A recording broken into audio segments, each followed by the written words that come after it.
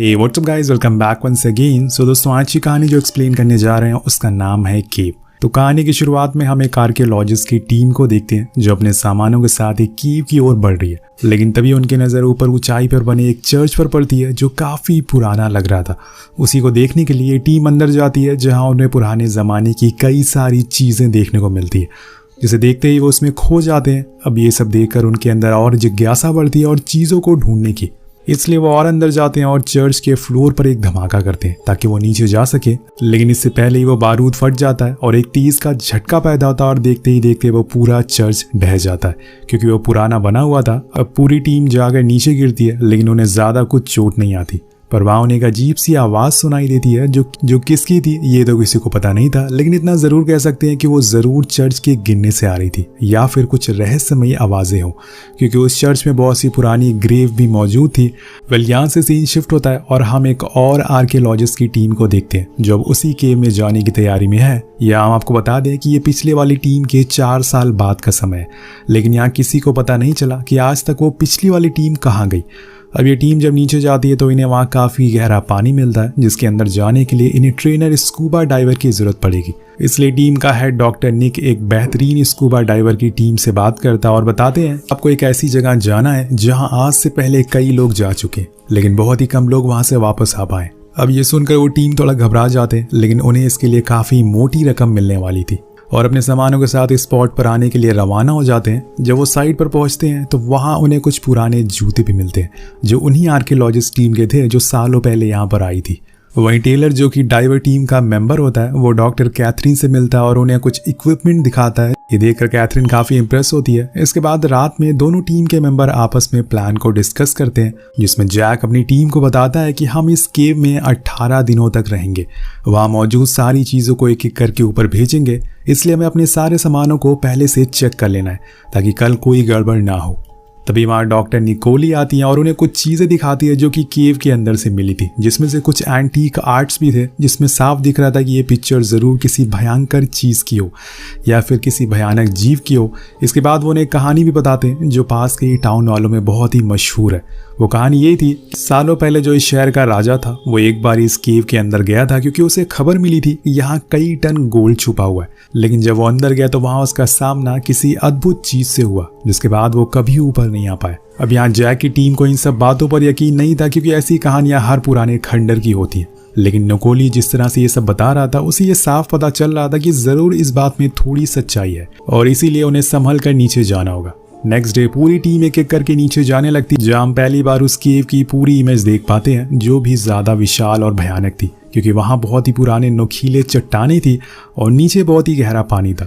इसके बाद वो सबसे पहले अपनी टीम मेट ब्रिक को पानी में जाने को कहते हैं ताकि वो जाकर पता लगा सके कि आखिर वहाँ क्या चल रहा है और अगर उसे कुछ मिले तो वो फौरन सभी को इस बारे में बता सके। अब वो नीचे पहुंच जाता है जहाँ पर उसे पहले तो कुछ खास दिखाई नहीं देता, लेकिन कुछ ही देर बाद उसे एक ड्राई जगह दिखती है जहाँ पर वहीं रुककर वो अपनी टीम से बात करने लगता। उसी समय उसके पास फिश या फिर किसी तरह का एनिमल आता है जिसके साथ वो खेलने लगता है क्योंकि वो काफी सॉफ्ट था। अब ये सब उसकी टीम मेट भी देख रहे थे। इसके बाद वो उसे और अंदर जाने को कहते हैं। जब वो और थोड़ा अंदर जाता है तो उसे कुछ हलचल महसूस होती है। वो इस बारे में अपनी टीम को बताता भी है, लेकिन तभी वो अचानक से डर जाता है और उसी समय उसकी लाइन भी कट हो जाती है। सभी टीम मेंबर डर गए थे कि अचानक से उसके साथ क्या हुआ, इसलिए वो सभी से कहते हैं कि हमें एक साथ नीचे जाना चाहिए। लेकिन जैक एक दूसरे डाइवर को नीचे भेजता है ताकि वो ब्रिक्स के बारे में पता लगा सके, लेकिन टेलर अपने भाई से एक बार और कहता है कि सभी को नीचे जाना चाहिए, इसलिए वो उसकी बात मान लेते हैं और सभी पानी के नीचे थे।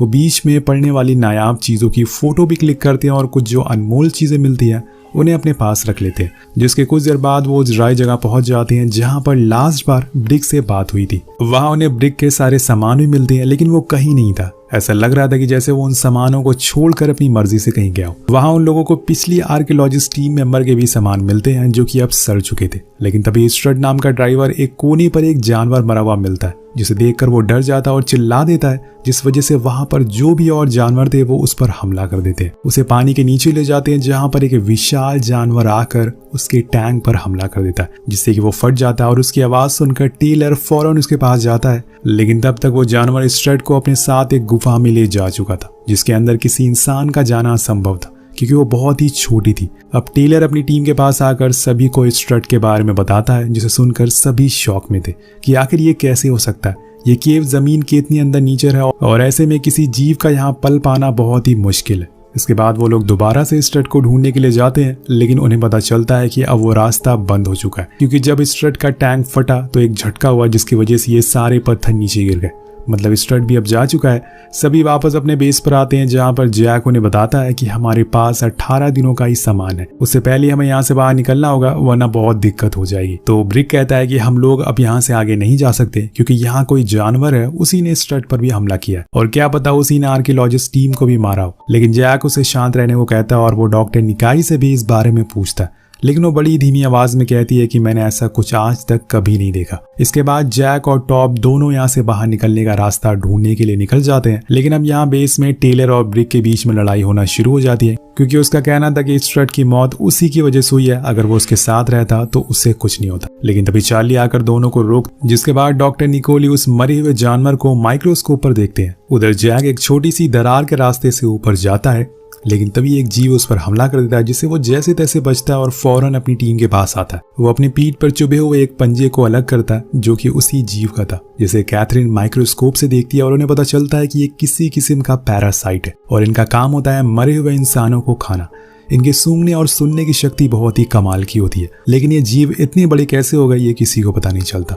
तभी डॉक्टर निकोली कहती है कि जरूर यहाँ पे कई 100 सालों से पल रहे होंगे, क्योंकि ये गुफा काफी पुरानी है और इनके अलावा यहाँ पर कितने जीव है किसी को पता नहीं है। ये सब सुनने के बाद जैक कहता है कि हमें यहाँ से अब चलना चाहिए, लेकिन क्लेयर उसे रुकने को कहती है क्योंकि उसे काफी चोटें आई थी जिसमें से खून भी निकल रहा था। अब डॉक्टर भी उसे मना करते हैं, लेकिन वो नहीं मानता और सभी को लेके दूसरे रास्ते की खोज में निकल जाता है। लेकिन यहाँ वो एक बहुत बड़ी गलती कर देता है जो उसके साथ साथ उसके साथियों की भी जान ले सकता है। देखते हैं कि आगे क्या होता है। अब सभी लोग आगे बढ़ रहे थे, लेकिन इसी दौरान उन्हें बीच में पिछली वाली टीम मेंबर की हड्डियां मिलती हैं, जिसमें उसी जीव के दांतों के निशान थे। इसके बाद जैक के बताए हुए रास्ते पर वो सभी आगे बढ़ रहे थे, लेकिन यहाँ हम नोटिस करते हैं कि जैक की अब वो चोट बढ़ने लगी थी, उसमें अजीब तरह का इन्फेक्शन होने लग गया था और इस बात पर ध्यान ना देते वो सभी एक चट्टान के ऊपर चढ़ रहे थे। लेकिन तभी टॉप कहता है कि हमें शायद ये गलत रास्ते पर जा रहे हैं, क्योंकि मुझे कोई भी पानी की आवाज नहीं आ रही। लेकिन जैक कहता है कि मुझे आ रही है और कुछ ही देर बाद उन्हें पानी मिल भी जाता है, जिसके अंदर जैक फ्लेयर डालकर चेक करता है कि पानी की गहराई कितनी है। और इसी दौरान उसके एक टीममेट से लड़ाई भी हो जाती है, क्योंकि वो सभी चीजों को रिकॉर्ड कर रहा था। वो उसका कैमरा पानी में फेंक देता है। इसके बाद वो सभी को बताता है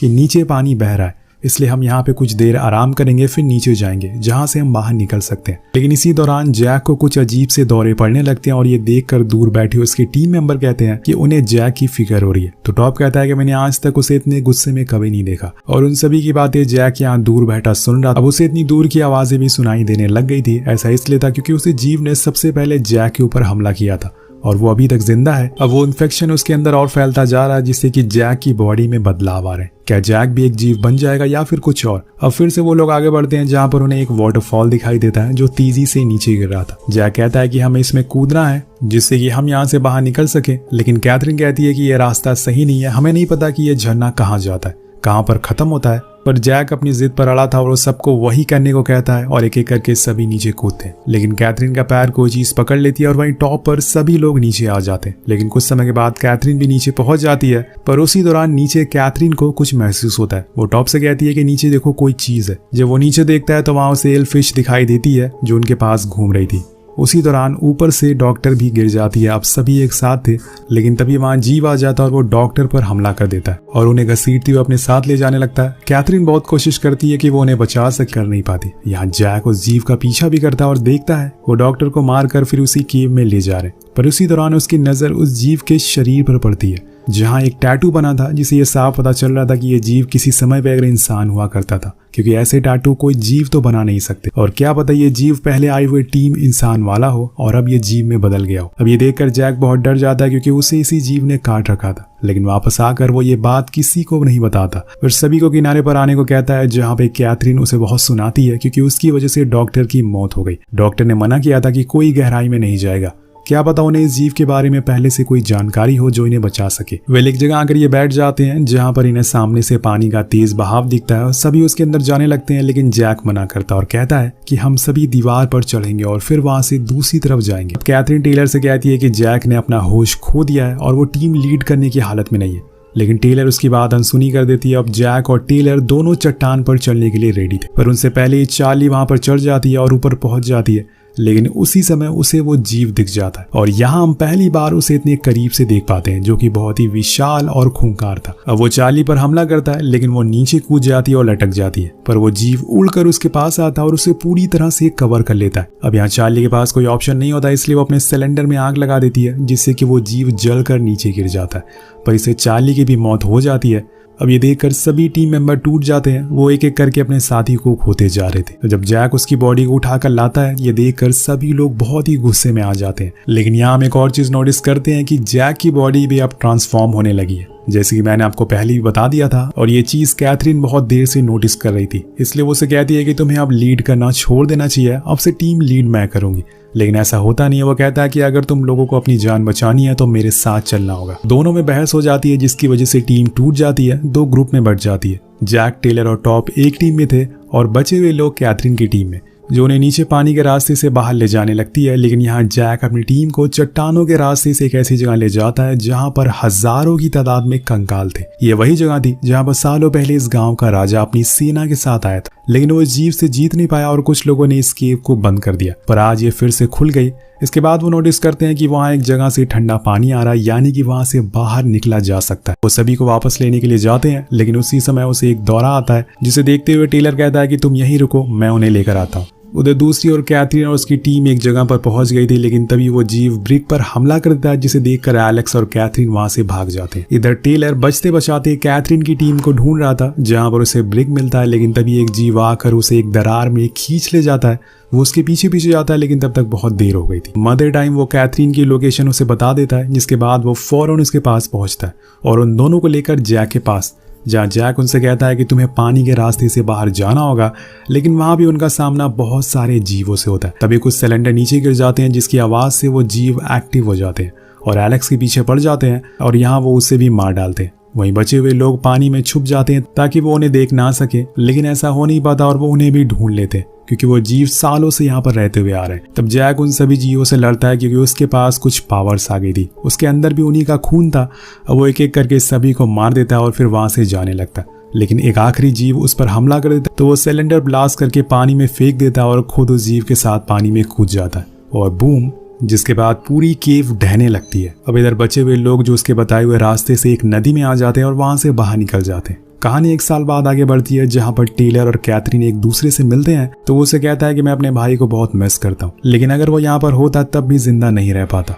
तो वो कहती है कि ऐसा नहीं है, वो यहाँ भी जिंदा रह सकता है। ये बोलकर वो उसे किस करती है और जाने लगती है, लेकिन उसी दौरान टेलर उसकी आंखें देख लेता है, जिससे उसे पता चल जाता है कि वो भी इन्फेक्टेड है। लेकिन यहाँ उसे एक और बात पर यकीन हो जाता है कि वो जीव के बाहर भी सरवाइव कर सकते हैं, जैसे कि कैथरीन रह रही है। क्या पता उसने अपनी एक फौज बना ली और ये भी हो सकता है कि वो वापस केव में जाकर जैक को भी वापस ले आए। इसलिए वो कैथरीन को ढूंढने लगता है, लेकिन तभी वो गायब हो जाती है। अब इसके बाद क्या हुआ ये तो हमें इस कहानी के सेकंड पार्ट में देखने को मिलेगा, जिसके साथ ये कहानी यही खत्म हो जाती है। वेल, आपको ये कहानी कैसी लगी नीचे कमेंट करके जरूर बताएगा। मिलते हैं आपसे अगली वीडियो में। Thank you so much.